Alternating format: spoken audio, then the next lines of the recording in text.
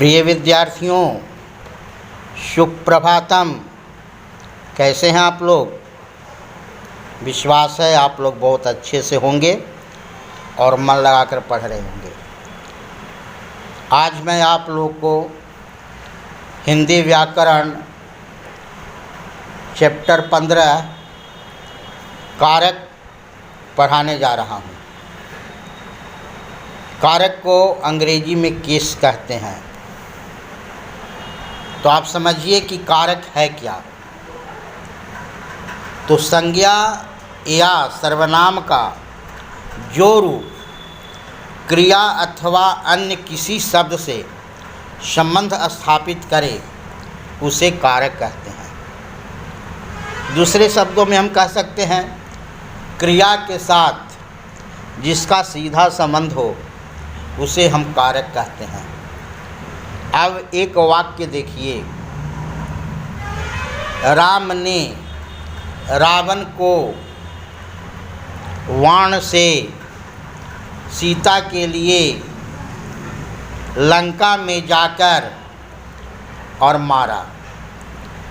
तो आपने देखे कि राम ने तो एक ने विभक्ति लगा, रावण को विभक्ति लगा, बाण से विभक्ति लगा, सीता की रक्षा के लिए तो के लिए विभक्ति लगा, लंका में तो में विभक्ति लगा। तो इस तरह से हम वाक्य में भी एक साथ पूरे विभक्ति का भी हम प्रयोग कर सकते हैं। अब और देखिए, तो राम ने क्रिया करने वाला है, राम क्रिया करने वाला है, तो जो क्रिया करने वाला होता है वह करता है। तो यहाँ पर राम ने मारा है तो राम करता होगा। रावण पर क्रिया का फल पड़ा तो जिस पर फल पड़ता है वह कर्म होता है। और बाण से मारा तो क्रिया का साधन है बाण, तो यह करण कारक हो गया। क्रिया का लक्ष्य है, के लिए मारा माने सीता की रक्षा के लिए मारा, यहाँ पर लक्ष्य है तो यह के लिए संप्रदान है। और लंका में जाकर मारा, क्रिया का स्थान अधिकरण है। इसलिए इस वाक्य में मैंने देखा कि कर्ता कर्म करण संप्रदान और अधिकरण की विभक्ति लगी इस वाक्य में। अब और एक वाक्य देखिए। अभी आपने जो देखा, जो भी चिन्ह देखे वह शब्द के बाद लगा, यानी कर्ता के बाद लगा। जैसे राम ने तो राम के बाद ने लगा, रावण को तो रावण के बाद लगा, बाण से तो बाण के बाद लगा विभक्ति, सीता की रक्षा के लिए तो सीता की रक्षा के बाद के लिए चिन्ह लगा, लंका में तो लंका के बाद में लगा। तो कहने का मतलब है कि कर्ता से संबंध कारक तक सभी के विभक्ति चिन्ह शब्दों के अंत में लगाए जाते हैं, जबकि संबोधन कारक के चिन्ह हे, अरे आदि शब्दों से पूर्व लगते हैं। जैसे देखिए, शब्दों से पूर्व लगेगा ओ मोहन। अब ओ जो लगाए, आप कहाँ गए थे, चिन्ह में लगा तो ओ जो है ओ मोहन, तो पहले लग गया जो है से इसका जो है से संबोधन चिन्ह। अरे आपने यह क्या किया, तो अरे के बाद तुरंत इसमें आदि बोधक चिन्ह लगेंगे, संबोधन के चिन्ह लगेंगे। तो जो संबोधन का जो चिन्ह होता है वह शब्द के पूर्व लगता है, और बाकी कर्ता से संबंध तक के जो चिन्ह होता है वह जो है शब्द के बाद लगता है। यह ध्यान रखिएगा।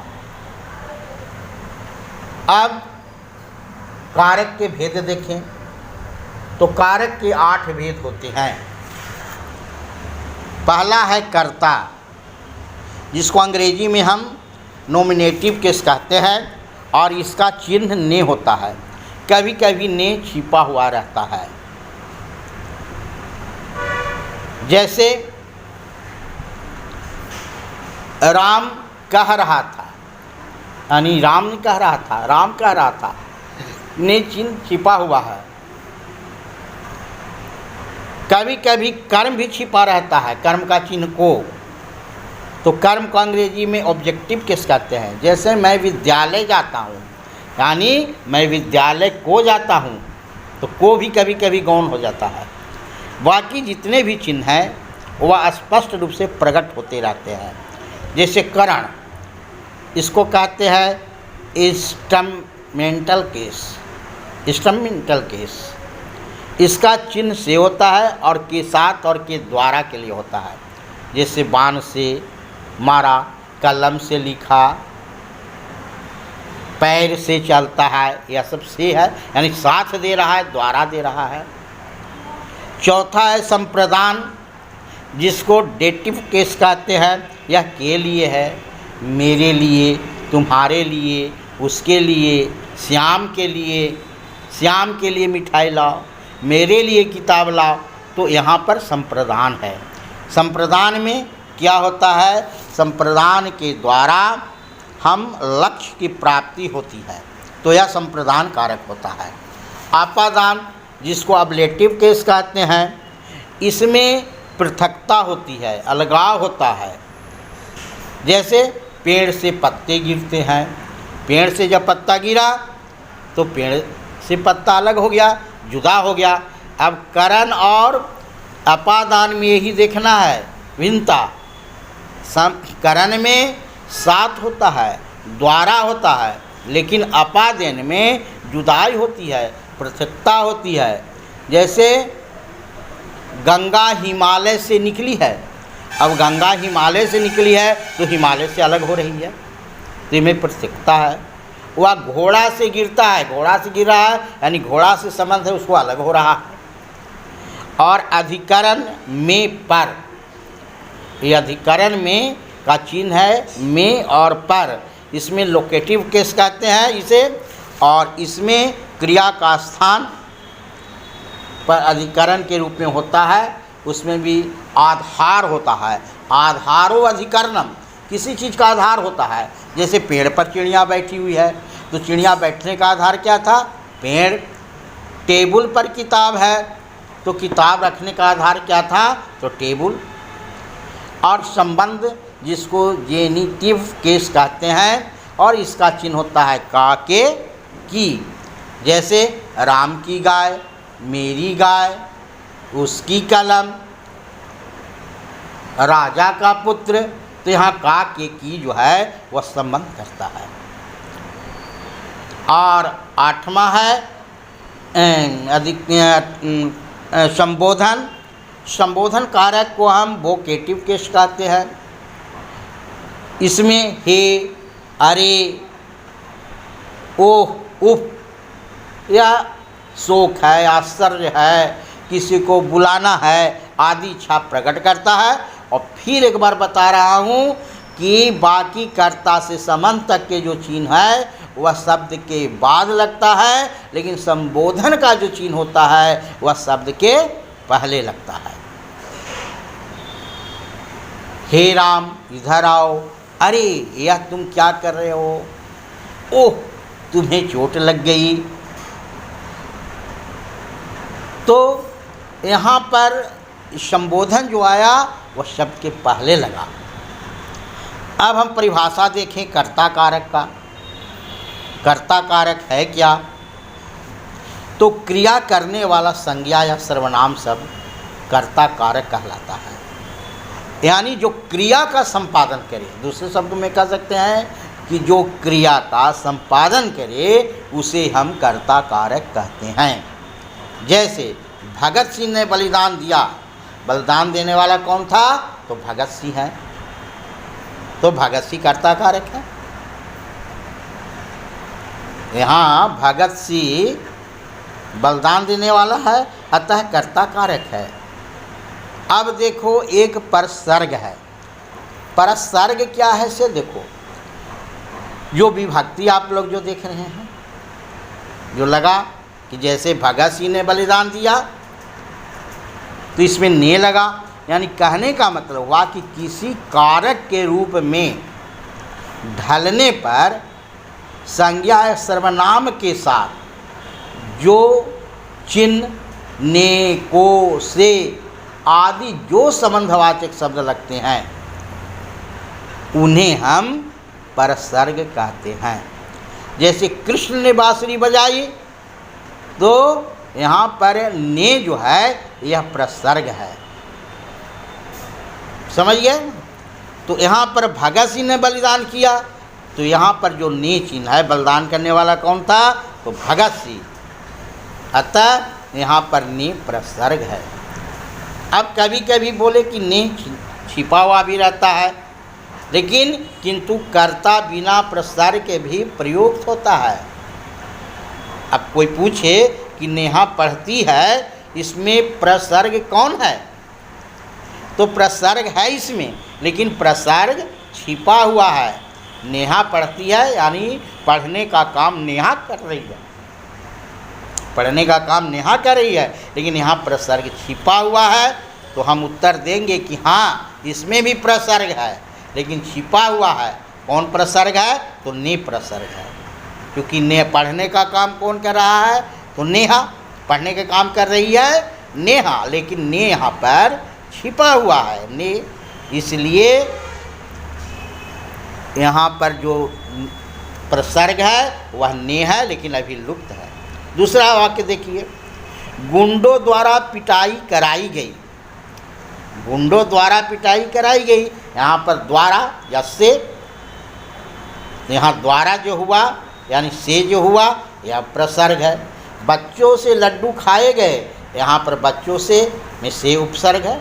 अभी से को जल्दी जाना है, यहाँ पर को चिन्ह जो है उपसर्ग है, क्योंकि को से द्वारा यह जो है इसमें प्रसर्ग का चिन्ह लगा हुआ है। अब देखें दूसरा कर्म कारक। क्रिया का फल जिस संज्ञा या सर्वनाम पर पड़ता है उसे कर्म कारक कहते हैं। क्रिया का फल जिस संज्ञा या सर्वनाम पर पड़ता है उसे कर्म कारक कहते हैं, और इसका चिन्ह को होता है। उदाहरण देखो, मैं बेटे को पढ़ाता हूँ, अब बेटे को पढ़ाता हूँ, अब यह देखो मैं क्या है, करता है, और पढ़ाना क्या है, तो क्रिया है। तो क्रिया का फल जिस संज्ञा पर पड़ रहा है, संज्ञा मैं बेटे को पढ़ाता हूँ, तो यहाँ पर बेटे को कर्म कारक है, यहाँ पर बेटे को कर्म कारक है, क्योंकि क्रिया का फल जिस संज्ञा सर्वनाम पर पड़ता है उसे हम कर्म कारक कहते हैं। कभी लुप्त भी हो जाता है कर्म कारक, जैसे मैं विद्यालय जाता हूँ, मैं विद्यालय जाता हूँ, इसका मतलब मैं विद्यालय को जाता हूँ, छिप जाता है। अब यदि नोट देखिए, यदि कर्म अब प्राणीवाचक हो तो प्रसर्ग को नहीं लगता है। यदि कर्म अप्राणीवाचक हो तो प्रसर्ग को नहीं लगता है। जैसे विराट ने शतक बनाया, अब विराट ने शतक बनाया, कर्ता विराट है, इसका चिन्ह भी ने है, लेकिन बनाया क्या, तो शतक बनाया यानी 100 रन मारे, यानी शतक को बनाया, लेकिन यहाँ पर कर्म को जो है चिन्ह नहीं लगा हुआ है, तो यहाँ भी प्रसर्ग है, लेकिन शतक जो है यह प्राणीवाचक है। जैसे मैं विद्यालय को जाता हूँ, विद्यालय जाता हूँ, विद्यालय को जाता हूँ, तो विद्यालय अब प्राणीवाचक है, इसलिए को नहीं लगा। अब किसी किसी वाक्य में दो कर्म भी हो जाते हैं, जैसे देखो, उसने मोहन को मिठाई दी। अब दो कर्म आने पर प्राणीवाचक कर्म पहले आता है और उसके साथ प्रसर्ग लगता है, और दूसरा कर्म बाद में लगता है तो उसके साथ प्रसर्ग नहीं लगता है।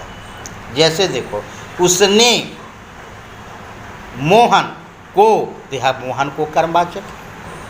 किसको मिठाई दिया गया? तो मोहन को कर्म का चिन्ह है, लेकिन यह मोहन जो है से प्राणीवाचक है, इसलिए को चिन्ह लगा।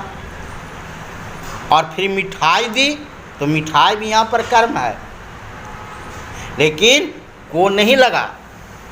मिठाई को दी, को लगाया गया नहीं, क्योंकि मिठाई अब प्राणीवाचक है, इसलिए प्राणीवाचक के साथ को लगा और अप्राणीवाचक के साथ को नहीं लगा। इसलिए उसने मोहन को मिठाई दी, तो मोहन में को लगा और मिठाई में को नहीं लगा।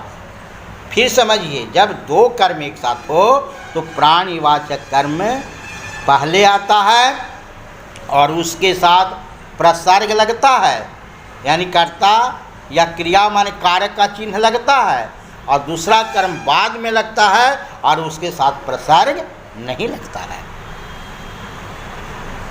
अब तीसरा देखिए, करण कारक।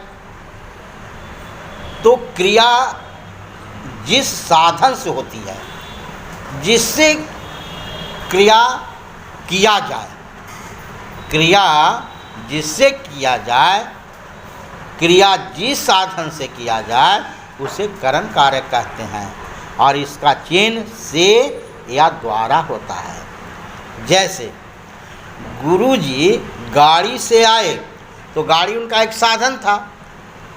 गाड़ी आने का साधन क्या था? गाड़ी थी। तो यहाँ गाड़ी से, तो से जो प्रसर्ग लगा, यह करण कारक का चिन्ह है। मैंने रस्सी को चाकू से काटा। रस्सी को जो काटने का साधन क्या था? चाकू था। चाकू से रस्सी काटा गया, इसलिए चाकू से करण कारक है, क्योंकि क्रिया का जो समाधान हो रहा है, जिस साधन से हो रहा है, वो ही करण कारक होता है। क्रिया जिस साधन से होती है, उसे ही हम करण कारक कहते हैं, और इसका चिन्ह से और द्वारा होता है। धन्यवाद। नेक्स्ट अगले वीडियो में।